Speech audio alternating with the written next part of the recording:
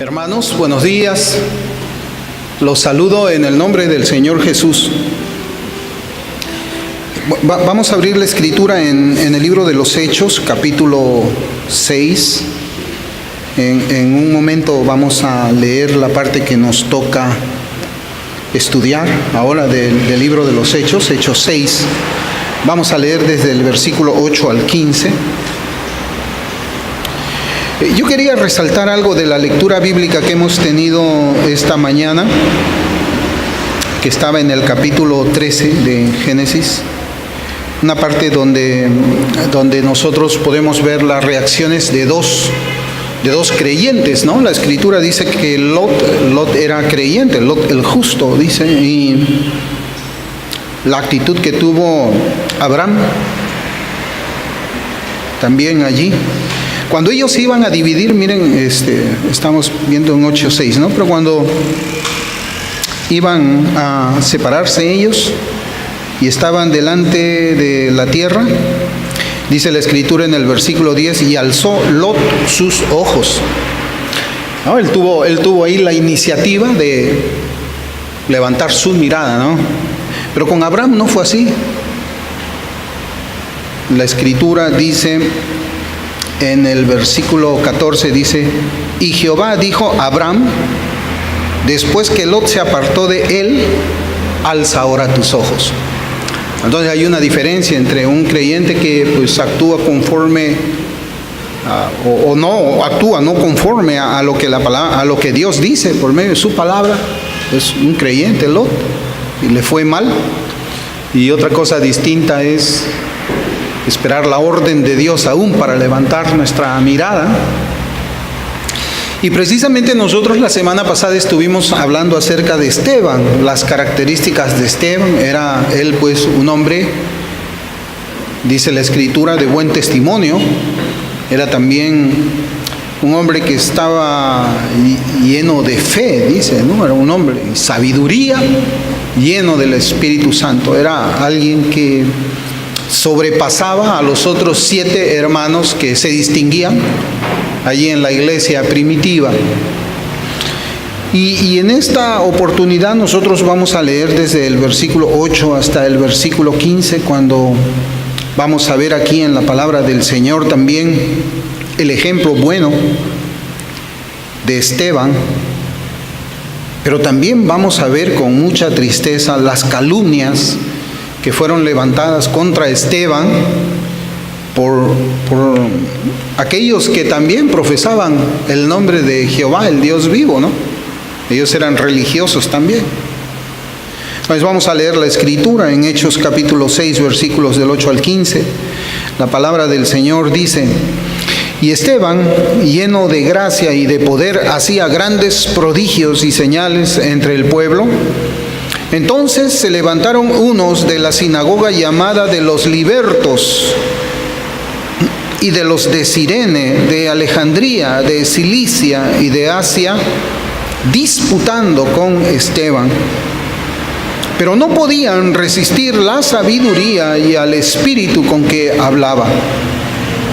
Entonces sobornaron a unos para que dijesen que le habían oído hablar palabras blasfemas contra Moisés y contra Dios, y soliviantaron al pueblo, a los ancianos y a los escribas, y arremetiendo le arrebataron y le trajeron al concilio, y pusieron testigos falsos que decían, este hombre no cesa de hablar palabras blasfemas contra este lugar santo y contra la ley. Pues le hemos oído decir que ese Jesús de Nazaret destruirá este lugar y cambiará las costumbres que nos dio Moisés. Entonces todos los que estaban sentados en el concilio, al fijar los ojos en él, vieron su rostro como el rostro de un ángel. Que el Señor bendiga su palabra. Y este va a ser el texto para que nosotros continuemos con nuestro estudio expositivo del libro de los Hechos. Yo pienso de que ya hay muchos pensamientos que están en nuestros corazones y en nuestras mentes cuando leemos este texto de la palabra del Señor. Y lo que nosotros podemos observar es que en este punto inspirado del relato, el Señor lleva nuestra mirada nuevamente a Esteban, un hermano, como dijimos, cuya fe en que Jesús Nazareno era el Mesías era inquebrantable, era una fe fuerte, era una convicción muy poderosa la que él tenía. Además, también recordemos que Esteban estaba totalmente lleno del Espíritu Santo, porque las Escrituras nos enseñan a nosotros que allí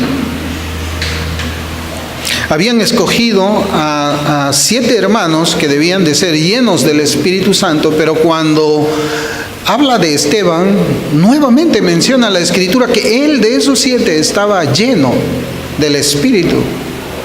Lo que nos lleva a pensar inmediatamente, entendiendo la forma como es que hablaban los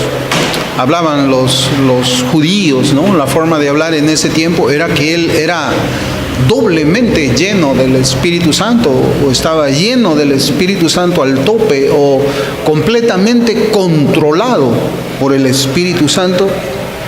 Matthew Henry, él hace un comentario de las siguientes palabras con relación a la fe de Esteban, y yo quería compartirles porque son palabras muy bellas. Dice Matthew Henry: su fe, la fe de Esteban, lo llenó tanto a él, que no dejó espacio para alguna incredulidad, pero a la vez hizo espacio para recibir las influencias de la gracia divina. Es tremendo. O sea, la fe de Esteban lo había llenado tanto a él que no había ningún espacio para la incredulidad, pero a la vez esa fe había hecho espacio para recibir la influencia del Espíritu Santo, de la gracia divina. Pues Esteban había sido escogido como uno de los servidores en el gobierno de la iglesia primitiva. Tenemos que recordar que en la iglesia hay 2 oficios, ¿no? El Señor ha dejado 2 oficios para el gobierno de la iglesia. Uno es el pastor y otros son los diáconos. Y también observamos algo, que el nombre de Esteban estaba en el primer lugar de esa lista de 7 hermanos que iban a servir a la iglesia. Y es evidente que además de servir en la iglesia atendiendo a las raciones de las viudas, y en el servicio general de la iglesia, Esteban, lo que podemos ver por medio de la palabra de Dios es que era un hermano en la fe cuyo servicio al Señor era también por medio de la predicación del Evangelio. Y esto debe alentarnos.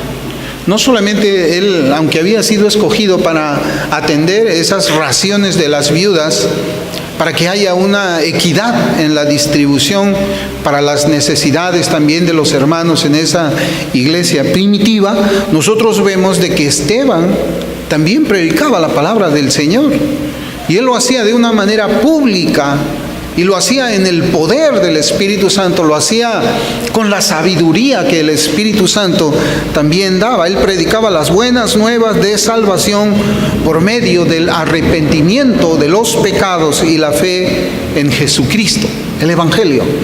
El mismo Evangelio que Pedro predicaba, el mismo Evangelio que Pablo predicaba, que predicaban los 12. Y ello, lo que nosotros notamos, hermanos, en este estudio es que Esteban predicaba y además también hacía grandes prodigios y señales entre el pueblo. Y su predicación estaba, dice la Escritura, llena de gracia y también llena de poder. Y esta es la primera vez que nosotros observamos a uno que no era de los 12, que hizo señales que fueron dadas a los apóstoles. Lo cual nos indica que la posición de Esteban era más de la de un diácono, aunque si nosotros revisamos la Escritura, en el capítulo 6, desde el versículo 1 hasta el versículo 7 que habíamos estudiado la semana anterior, nos damos cuenta que la palabra diácono no aparece ahí, más bien hay un título ahí, ¿no? Porque diácono como oficio es verdad que está dado a un hermano que tiene ciertos requisitos o que cumple ciertos requisitos que también la Escritura nos enseña, pero en un sentido general todos somos diáconos, todos somos servidores. de alguna manera. No solamente servimos por medio de la exposición de la palabra del Señor, sino también servimos aún en las pequeñas cosas que un hermano puede estar haciendo en la iglesia. El servicio a los santos en la iglesia local es múltiple, es múltiple, pero el Señor Jesús mandó algo a la iglesia que está en el último capítulo del Evangelio de San Mateo, y es que la iglesia debe de ir y predicar el Evangelio a toda criatura. El pastor debe ir y predicar el Evangelio, el diácono debe ir y predicar el Evangelio, y todos los hermanos que sirven también en la iglesia local deben salir a predicar el Evangelio. Deben predicar el Evangelio a tiempo, fuera de tiempo, deben de predicar el Evangelio a su familia, a sus compañeros de trabajo, a sus compañeros en la universidad. Es algo que nosotros no podemos ni debemos callar, porque es un mandamiento que el Señor nos ha dado. Y aquí lo vemos a Esteban, que él había sido escogido para una determinada tarea dentro de la iglesia, pero además ahora lo encontramos a Esteban predicando el Evangelio, y también a Esteban Dios le había concedido las señales que habían sido dadas a los apóstoles. ¿Cuál fue la consecuencia de la predicación que Esteban había hecho? Ya habíamos estado viendo nosotros cómo es que los líderes de la religión falsa habían amenazado a Pedro, a Juan, por la predicación que ellos habían estado haciendo ahí en el templo. Ahora nosotros vemos de que esa persecución no solamente es para los apóstoles, sino también para todo creyente.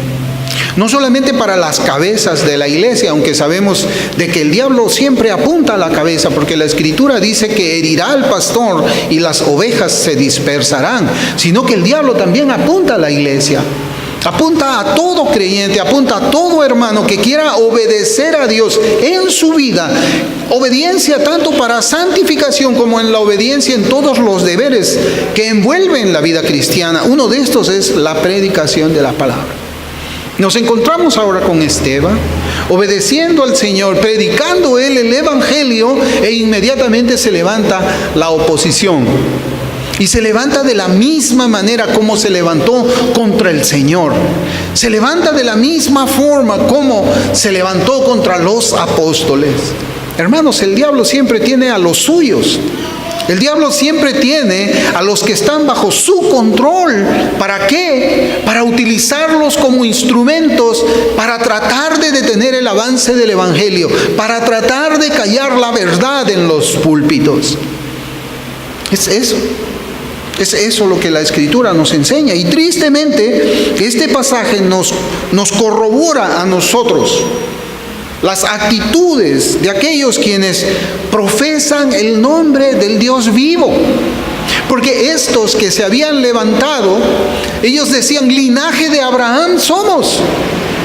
Estos que se habían levantado, de la forma como leemos que se levantaron contra Cristo, de la misma forma que leemos cómo se levantaron contra Pedro y Juan, ahora contra Esteban, ellos también decían y invocaban al nombre del Dios de Abraham, de Isaac, de Jacob, nuestro Dios,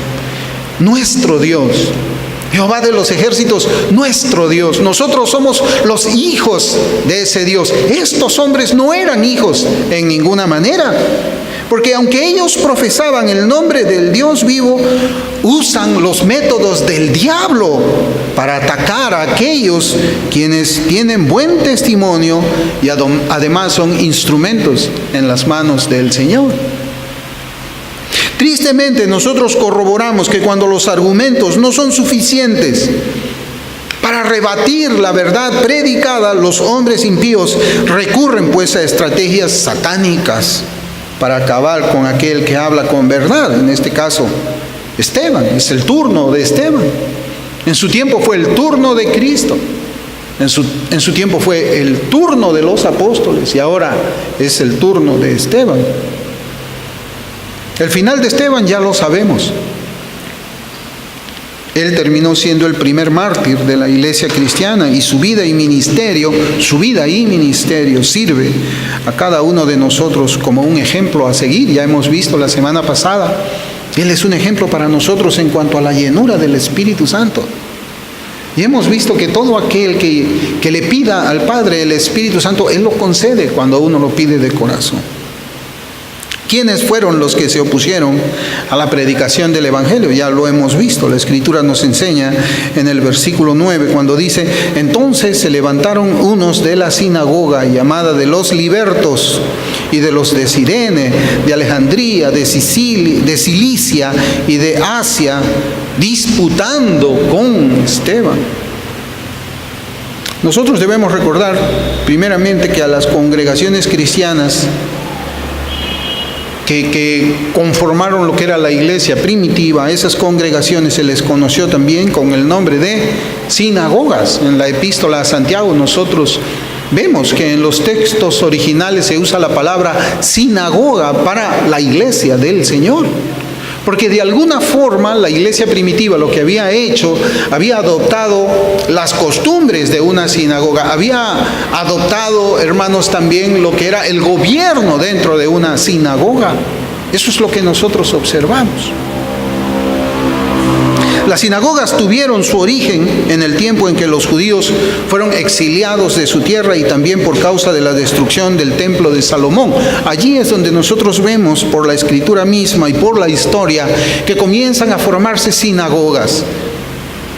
Fueron los lugares donde los judíos realizaban sus cultos, que incluían ¿qué cosa? Incluían, hermanos, adoración, incluían cánticos y lectura de las Escrituras. Nosotros podemos ver que la iglesia primitiva tenía ancianos, así como el gobierno de Israel tenía ancianos.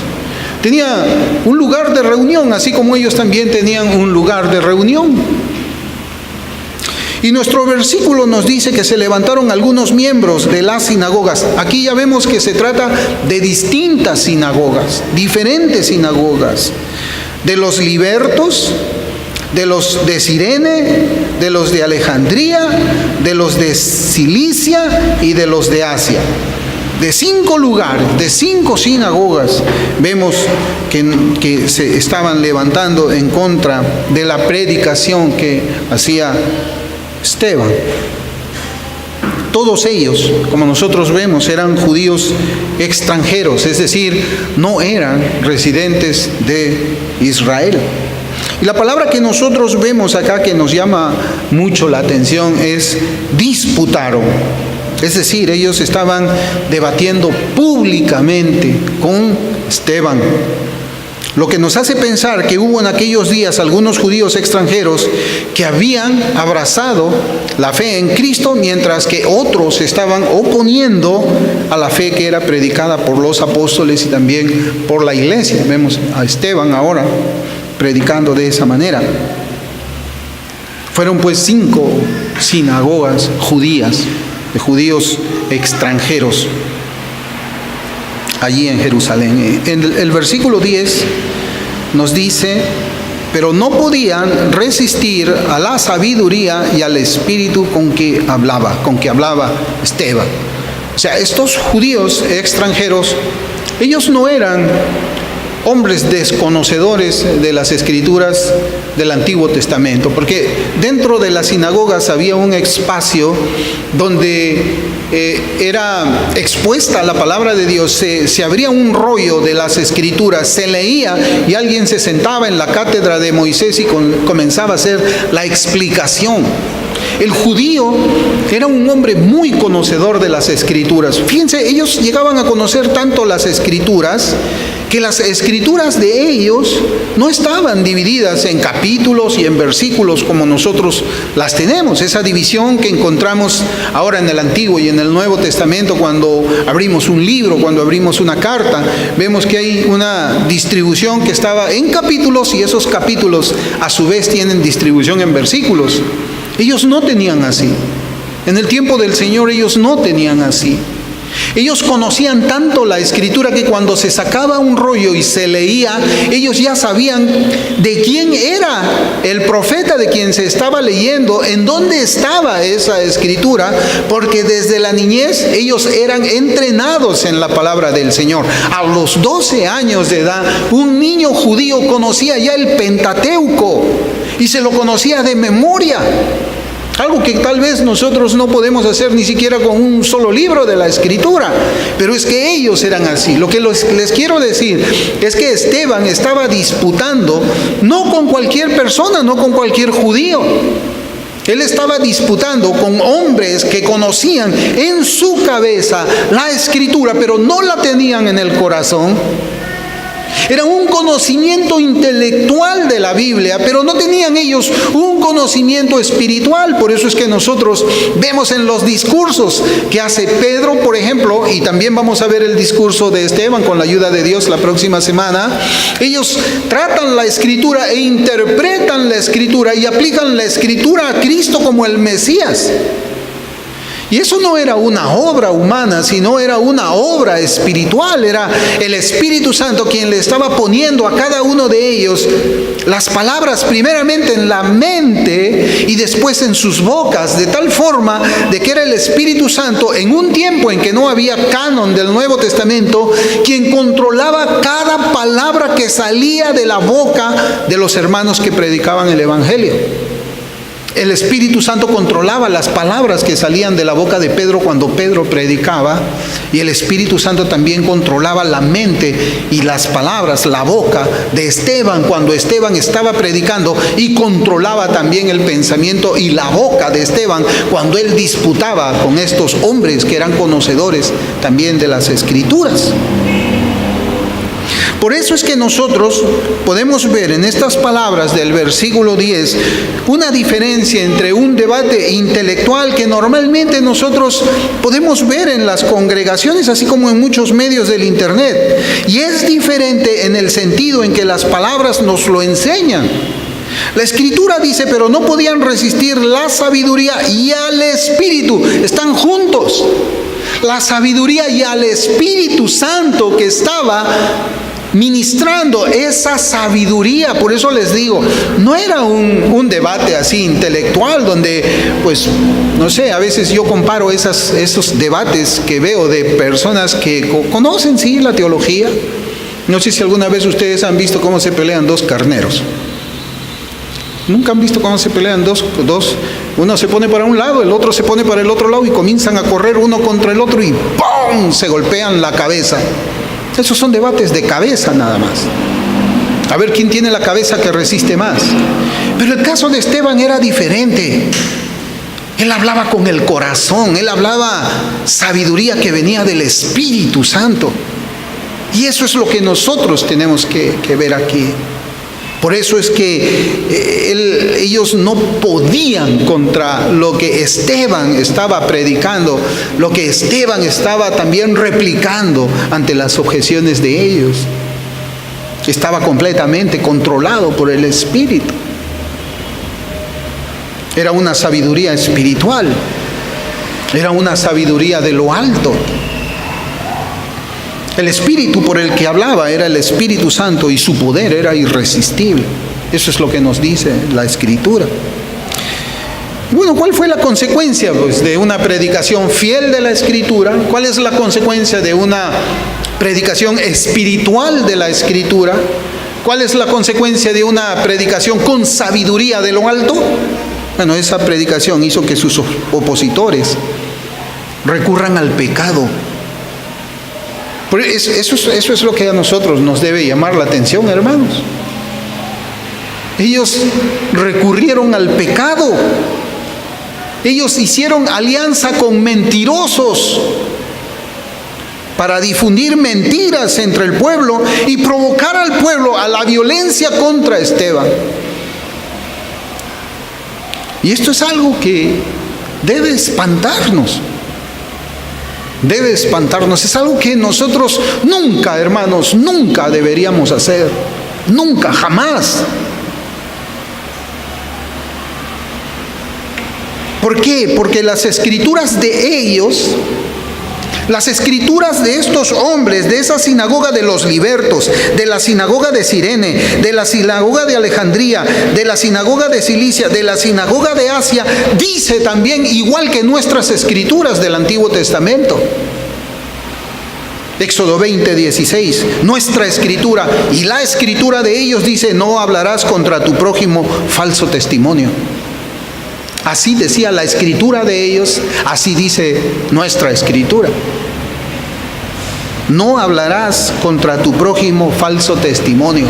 Pero nosotros vemos que ellos compran, sobornan hombres para que mientan contra Esteban. ¿Y dónde pues quedó este mandamiento? Ellos no lo sabían, por supuesto que lo sabían. Ellos lo aprendieron cuando tenían 12 años. Y no solamente conocían el mandamiento, sino aún la explicación del mandamiento y la aplicación del mandamiento. Sí, claro que sí. No hablarás contra tu prójimo falso testimonio. ¿Dónde quedó, hermanos, ese mandamiento? Yo quisiera compartir lo que Thomas Watson escribió acerca de este mandamiento. Thomas Watson escribió un libro que se llama Los 10 Mandamientos. Y Thomas Watson de este mandamiento dice de esta manera: el escorpión lleva su veneno en la cola, mientras que el calumniador lo lleva en su lengua. La calumnia es hablar falsamente de otros. Los cristianos sufren habitualmente la amputación de su reputación. Calumniaron a Pablo, afirmando que predicaba que era posible cometer una maldad y que un bien se derivara de ello. ¿Y por qué no decir, como se nos calumnia y como algunos cuya condenación es justa afirman que nosotros decimos: hagamos males para que vengan bienes? Romanos 3:8.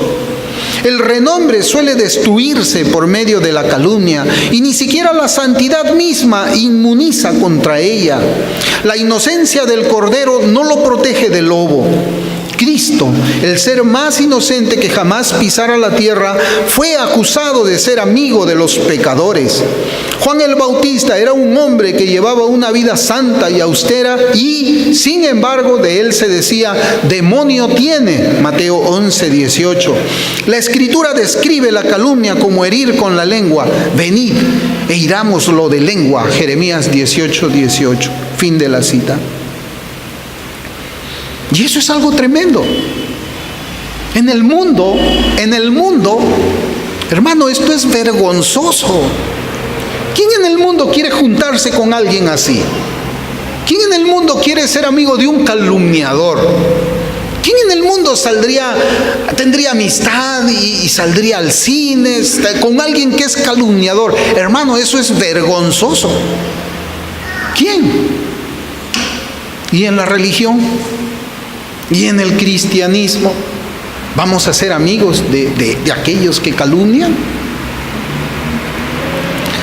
Los versículos siguientes, desde el 11 al 14, nosotros vamos a encontrar las 4 calumnias que hacen contra Esteban. Dice: entonces sobornaron a unos para que dijesen que le habían oído hablar palabras blasfemas contra Moisés y contra Dios. Y soliviantaron al pueblo, a los ancianos, a los escribas, y arremetiendo, le arrebataron y le trajeron al concilio y pusieron testigos falsos que decían: este hombre no cesa de hablar palabras blasfemas contra este lugar santo y contra la ley, pues le hemos oído decir que ese Jesús de Nazaret destruirá este lugar y cambiará las costumbres que nos dio Moisés. Y acá leemos, hermanos, que hay 4 calumnias. La primera calumnia que le hacen a Esteban es que él dice palabras blasfemas contra Moisés. Palabras blasfemas contra Moisés. La segunda calumnia es que Esteban hablaba palabras blasfemas contra Dios. La tercera es que él hablaba palabras blasfemas contra el lugar santo. Y 4, palabras blasfemas contra la ley de Dios. ¿Qué es una blasfemia? ¿Qué es una blasfemia? Esto es una definición de un diccionario bíblico. Es más amplio, pero es algo sucinto y que nos va a ayudar a nosotros en este estudio. El significado básico de la palabra aquí es un acto de descaro en el cual el hombre agravia el honor de Dios. El verdadero objeto del verbo es el nombre de Dios, el que se maldice y denigra en lugar de honrarlo. Compárese la frase común bíblica y rabínica: bendito tú, oh Jehová. La pena por la afrenta de la blasfemia es la muerte por apedreamiento. Eso es. Y acá nosotros vemos 4 calumnias de blasfemias. Supuestamente el discurso de Esteban, la predicación de Esteban, agraviaba el honor de la persona de Dios. Agraviaba el honor de la persona de Dios. Por lo tanto, hermanos, la primera calumnia está fuera de lo que la definición misma de blasfemia indica. Porque la primera calumnia es palabras blasfemas contra Moisés, un hombre. Moisés no era Dios. Moisés era un hombre. Por eso es que esto está fuera de toda discusión. Un veredicto inmediato puede haber dicho allí en ese momento: un momento, ¿cómo que blasfemar contra Moisés? Eso no se puede hacer. La única blasfemia posible es contra Dios.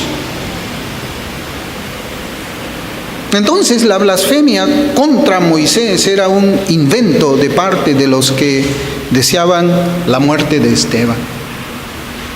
Uno no puede tener blasfemias contra un hombre. Eso es mentira. Tristemente, nosotros vivimos en los días en que se han canonizado ciertos predicadores de la fe reformada, podemos decir, eso tanto en el área anglo como en el área hispana. Y uno no puede decir nada, ni siquiera estar en contra o resaltar cuando ellos se equivocan en cuanto a la doctrina ortodoxa de la persona de Dios, de los atributos de Dios y aún del Evangelio mismo hablan. Ellos son los intocables. Ellos reaccionan, generalmente una mayoría, hermanos, que no ha entendido lo que es la palabra blasfemia y que son llevados por la idolatría de sus corazones. Hablan: ha blasfemado contra el siervo de Dios, el predicador, el pastor tal. Y comienzan a hacer acusaciones contra aquellos que de alguna manera resaltan: esto está mal. Esto que enseña no es ortodoxo. Esto que dijo no es sana doctrina. Lo que esa multitud quiere es lo mismo que quieren estos hombres de estas sinagogas: callar. Que la iglesia guarde silencio y que la iglesia se arrodille ante lo que diga cualquier predicador famoso, pues precisamente por eso, porque es famoso. La segunda calumnia dice palabras blasfemas contra Dios. Se le acusó a Esteban de hablar palabras blasfemas contra Dios. Hermanos, ¿cómo un hombre lleno del Espíritu Santo puede hablar en contra de Dios? ¿Cómo puede blasfemar contra Dios? Está lleno del Espíritu, está controlado por el Espíritu, no solamente su intelecto, sino también su boca, como estamos viendo. Es imposible que un hombre que esté controlado por el Espíritu Santo, guiado por el Espíritu Santo, pueda blasfemar contra Dios. Pero yo pienso que ellos dicen: no, blasfemó contra Dios por la predicación que hacía Esteban, dándole a Jesús la honra que se le da a Dios. Porque miren cómo es que él, en parte de su discurso, cuando él estaba siendo ya martirizado, en Hechos 7, versículos 55 y 56, dice: pero Esteban, lleno del Espíritu Santo, puestos los ojos en el cielo, vio la gloria de Dios y a Jesús que estaba a la diestra de Dios, y dijo: he aquí veo los cielos abiertos y al Hijo del Hombre que está a la diestra de Dios. Él dijo la verdad, él predicó la verdad. Hermanos, ¿cuántas veces por hablar la verdad acerca de lo que la palabra de Dios enseña para la vida práctica de un creyente se nos ha considerado a nosotros como blasfemos? ¿Cuántas veces cuando nosotros hemos predicado acerca de la obediencia a la ley moral de Dios, como una expresión del amor que le tenemos a nuestro Cristo Redentor, como dice la Escritura: si me amáis, guardad mis mandamientos, se nos ha tratado como herejes, como aquellos que estamos enseñando salvación por obras? No, esos son unos herejes. Esos son unos herejes, esos blasfeman porque no están enseñando sola fide. Ellos están enseñando que debes guardar los mandamientos de Dios para justificarte, para conseguir una justicia y entrar al cielo. Hermanos, las cosas no han cambiado, no hay nada nuevo debajo del sol, como dice Salomón. La tercera calumnia dice: palabras blasfemas contra el templo. Creemos, hermanos, que Esteban estaba recalcando lo que el Señor mismo había enseñado, que había sido también enseñado por los apóstoles seguramente en cuanto al templo, porque tenemos que recordar que la iglesia iba al templo a orar. Ellos todavía, como judíos cristianos, ellos iban al templo a orar. Ahí vemos que Pedro y Juan iban a la hora novena a orar.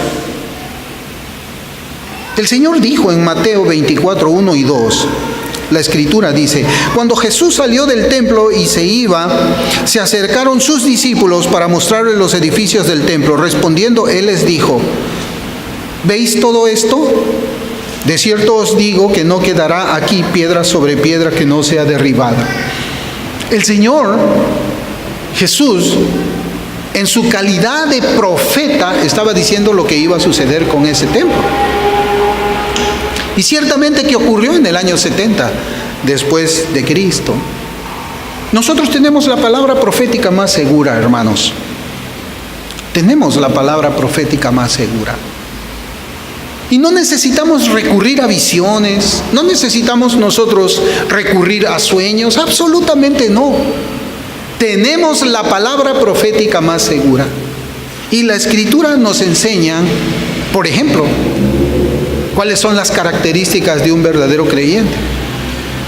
Las Escrituras nos enseñan que Dios busca fruto. Fruto busca Él. Él no busca hojas. Él busca fruto. El Señor nos enseña a nosotros también de que hay trigo y hay cizaña. ¿Y cuáles son las características de la cizaña?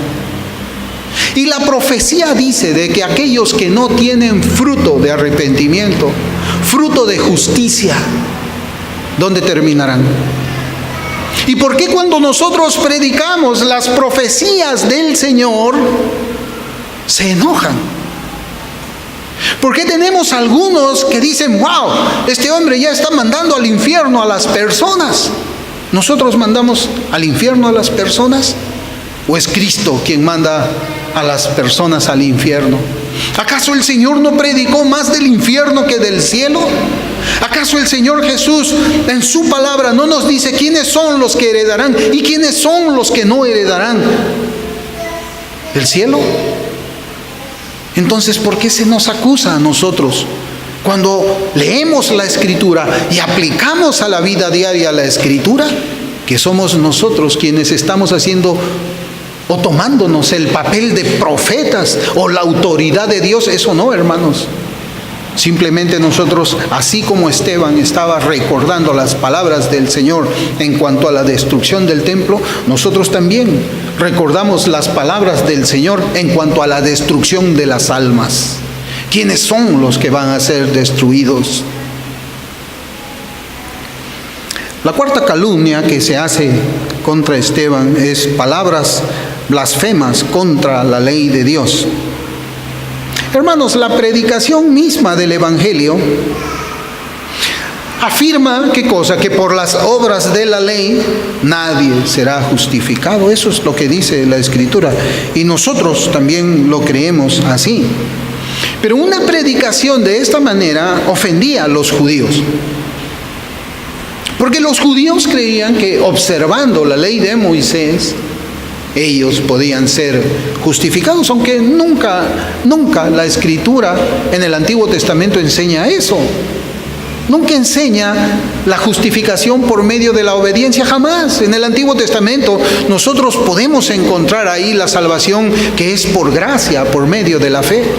Podemos ver allí los mandamientos del Señor cuando Él dice: circuncidad pues el prepucio de vuestro corazón. ¿Qué es lo que hallamos ahí? Circuncidad vuestro corazón para Dios. ¿Qué es lo que encontramos allí? Encontramos la enseñanza que el corazón del hombre es malo por naturaleza y que necesita una obra que el hombre no puede hacer, de tal forma que ese corazón de piedra es quitado para ser puesto un corazón de carne. Por las obras de la ley ningún ser humano será justificado. Sin embargo, la iglesia esa iglesia primitiva, no negaba la ley, los 10 mandamientos, no negaba la ley moral de Dios, y eso lo comprobamos por medio de las sagradas escrituras del Nuevo Testamento, y lo hemos hecho la semana pasada nosotros. Sino que la iglesia ahora tiene, así como la iglesia tenía, a la ley de Dios como instrumento de santificación de su pueblo. Hermano, y cuando usted predica de esa manera, ¿cuál es la reacción, por ejemplo, de la sinagoga de los libertos? O de los libertinos, podemos decir, porque hay una sinagoga, hay muchas sinagogas de libertinos que andan en libertinaje. ¿Qué podemos decir allí? Cuando nosotros decimos: dice el Señor por medio de su palabra este mandamiento, legalista. Ahí viene la acusación. Es un legalista, eso es una secta. ¿Y quiénes dicen eso? Pues los de las sectas de los libertinos de nuestros días. La secta de la sinagoga de los antinomianos también. La secta de la sinagoga de ¿quiénes más? De los cristianos carnales. De esas sinagogas se levantan para confrontar, para complotar contra toda predicación que diga: sin santidad nadie verá al Señor. ¿Cómo puede ser santo sin obedecer la ley de Dios? ¿Cómo? ¿Cómo se puede ser santo quebrantando el mandamiento de Dios? ¿Cómo? Yo no entiendo cómo. Y cuando lo he preguntado, tampoco lo han dicho. Dice el versículo 15 de Hechos 6: entonces todos los que estaban sentados en el concilio, al fijar los ojos en él, vieron su rostro como el rostro de un ángel. Esto es tremendo, hermanos. Esto es tremendo. Y este versículo a mí me hacía recordar, y seguramente a usted, lo que le había sucedido a Moisés. Ya ve, ya lo están diciendo. A Moisés, en Éxodo 34, versículos 29 y 30, dice: y aconteció que descendiendo Moisés del monte Sinaí con las 2 tablas del testimonio en su mano, al descender del monte, no sabía Moisés que la piel de su rostro resplandecía después que hubo hablado con Dios. Y Aarón y todos los hijos de Israel miraron a Moisés, y he aquí que la piel de su rostro era resplandeciente, y tuvieron miedo de acercarse a él. Pero hermanos, a mí también me interesa mucho, claro, esa fue la primera impresión que yo tuve, pero también me interesó mucho lo que yo encontraba en el comentario de John Gill acerca de este versículo que dice que esos hombres, cuando vieron el rostro de Esteban, vieron el rostro de un ángel.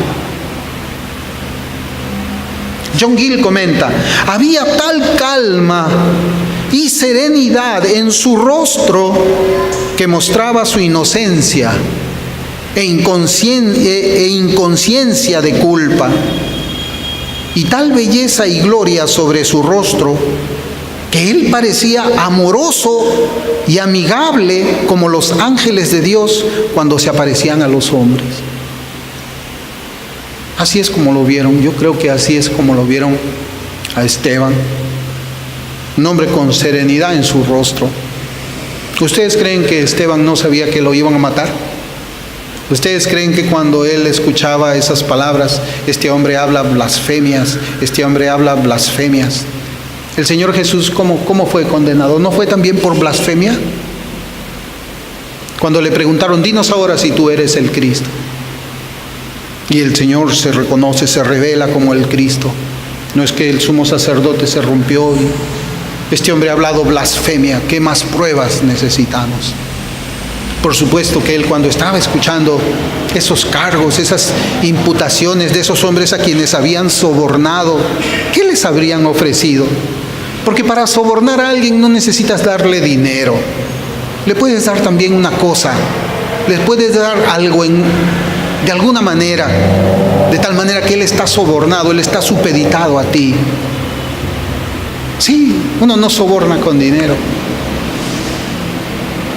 Uno soborna también con poder. Con poder uno puede sobornar. Sí, yo contrato a alguien para que trabaje para mí. Y el trabajo de ese hombre depende de mi decisión si lo despido o no lo despido.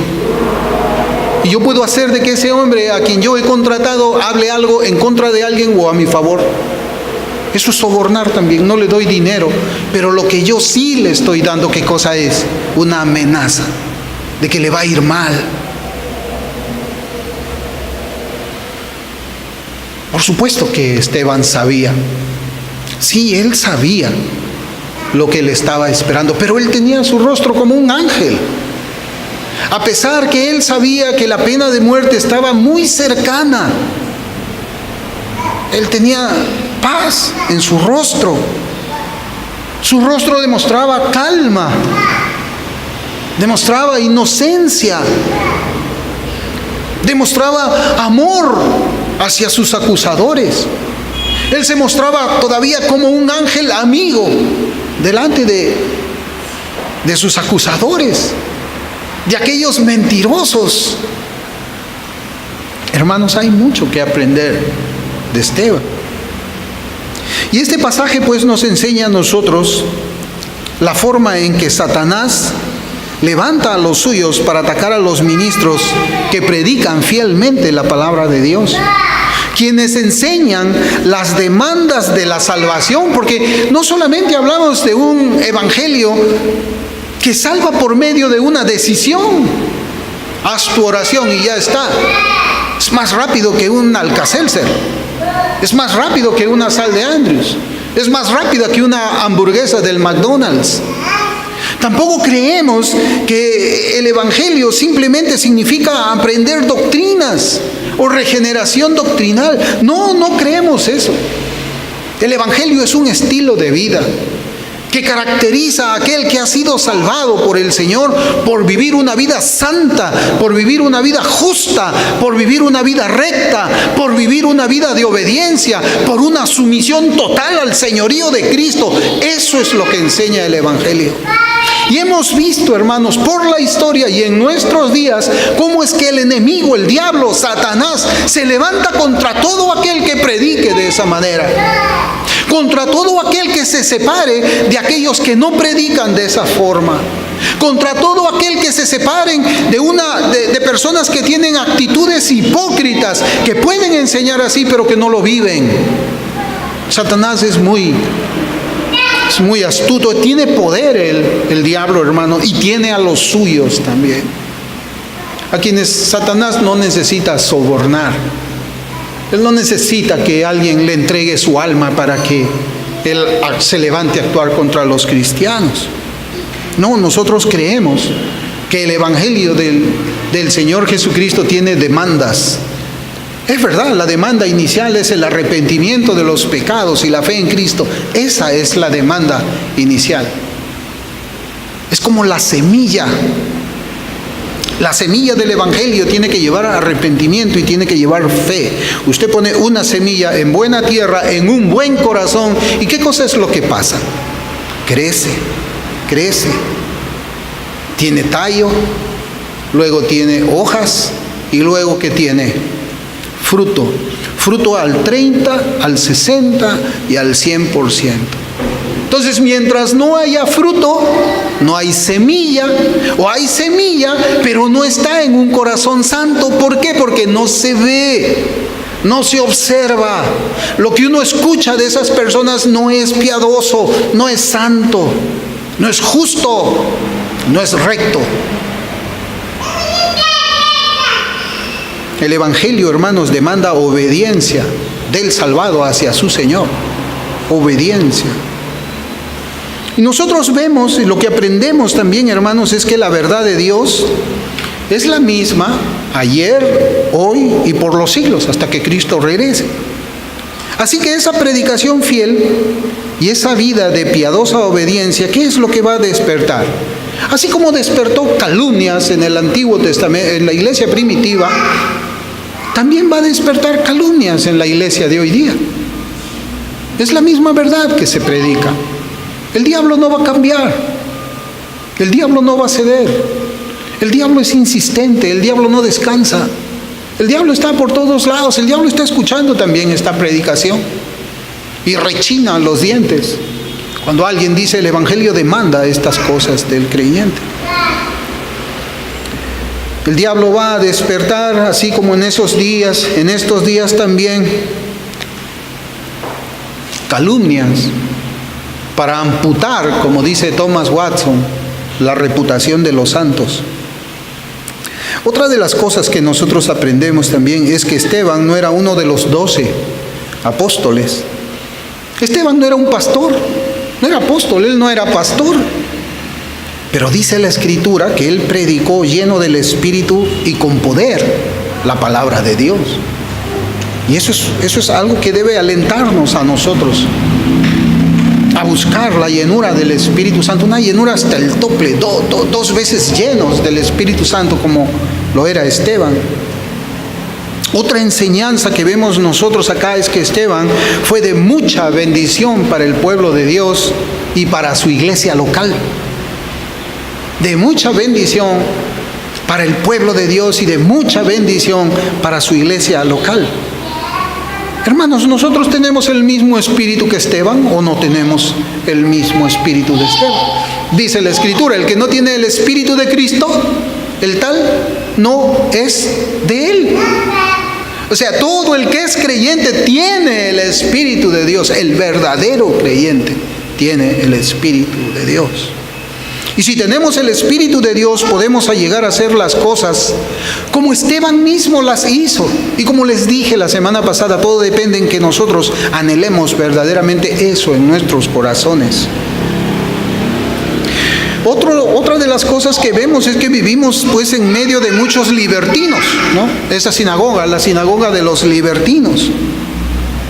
Y aunque hayan muchos libertinos, aunque estemos rodeados de muchos antinomianos, aunque estemos rodeados de muchos que sobornan para calumniar, hermanos, como Esteban, debemos ser valientes por la verdad.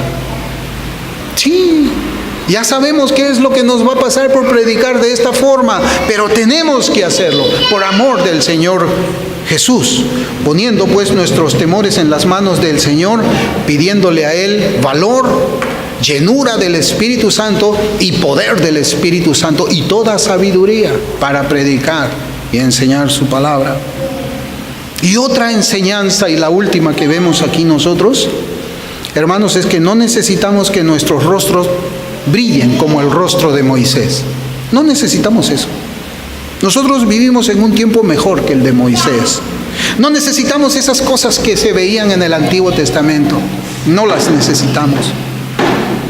No necesitamos que nuestro rostro sea el que brille. Más bien, lo que nosotros necesitamos es que nuestras vidas brillen, no nuestro rostro. Porque el rostro, pues uno pone su rostro de cristiano. Lo que nosotros necesitamos es que nuestras vidas brillen. ¿Y qué es lo que quiero decir eso? Necesitamos ser la luz del mundo. No tener caras de cristianos. Cara de cristiano es fácil. Uno viene aquí a la iglesia, ¿no? Como los fariseos, pones tu cara así, levantas las cejas, bajas el tono de tu voz y es fácil. Pero a ver, ser luz en medio de las tinieblas. Ser una luz que las tinieblas no pueden apagar. Ser una luz que las tinieblas no pueden comprar. Ser una luz que las tinieblas no pueden ir en contra tuya. Eso, hermanos, no es fácil, pero tenemos que serlo. Tenemos que ser una luz para la iglesia, no solamente una luz para el mundo. Tenemos que ser luz para la iglesia, porque la iglesia está llenándose con las tinieblas del mundo.